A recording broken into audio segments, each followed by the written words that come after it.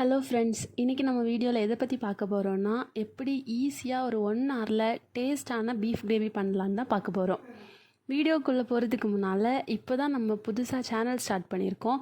அதனால subscribe and follow பண்ண மறந்துடாதீங்க. வாங்க வீடியோக்குள்ளே போகலாம். ஃபர்ஸ்ட் ஒரு 1 kg பீஃபை நல்லா க்ளீன் பண்ணி வாஷ் பண்ணி வச்சுக்கோங்க. அதை ஒரு குக்கரில் எடுத்துக்கிட்டு அதில் கொஞ்சம் சால்ட், மஞ்சள் தூள், மிளகாய் தூள், மல்லித்தூள் அண்ட் கொஞ்சம் பெப்பர் பவுடர், அதோட கூட கொஞ்சம் இஞ்சி, பூண்டு, 2 பச்சை மிளகா இதெல்லாம் சேர்த்து கட் பண்ணிக்கோங்க. இப்போது குக்கர் நல்லா க்ளோஸ் பண்ணி ஒரு 8 விசில் வர மாதிரி வேக வைக்கணும். இப்போது தனியாக ஒரு பாத்திரத்தில் கொஞ்சம் தேங்காய் துருவி அதை வறுத்து எடுக்கணும். அது கூட கொஞ்சமாக பெருஞ்சீரகம் கூட ஆட் பண்ணி நல்லா தேங்காய் ப்ரௌன் கலர் ஆகிற வரைக்கும் வறுத்து எடுத்துக்கோங்க. வறுத்து முடித்த அப்புறம் அது கூட கொஞ்சம் தண்ணி விட்டு நல்லா மசி போல் அரைச்சி எடுத்துக்கோங்க. இப்போது தனியாக ஒரு பாத்திரத்தில் எண்ணெய் விட்டு அது கூட கொஞ்சம் கடுகு, கருவேப்பிலை போட்டு தாளித்து எடுத்துக்கோங்க.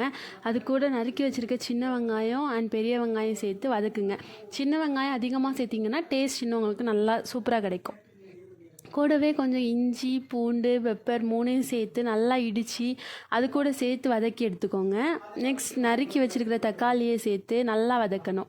மஞ்சள் தூள், மிளகாத்தூள், மல்லித்தூள், மட்டன் கறி மசாலா கொஞ்சம் சேர்த்துட்டு அப்புறம் அரைச்சி வச்சுருக்க தேங்காவை சேர்த்து தேவையான அளவுக்கு தண்ணி சேர்த்துட்டு வேக வச்சுருக்கிற பீஃபை சேர்த்து நல்லா கிளறி விட்டுக்கோங்க. அப்புறம் கொஞ்சமாக பெப்பர் பவுடர் சேர்த்து நல்லா கிளறி விட்டுட்டு கொஞ்சம் மல்லித்தலை சேர்த்து மூடி வச்சு கொதிக்க விடுங்க. நல்லா கொதிச்ச அப்புறம் ஸ்டவ் ஆஃப் பண்ணிவிட்டு சூடாக ரைஸ் கூட இல்லைனா இட்லி, தோசை மாதிரி ஏதாவது டிஃபன் ஐட்டம்ஸ் கூட சர்வ் பண்ணிக்கலாம். தேங்க்யூ.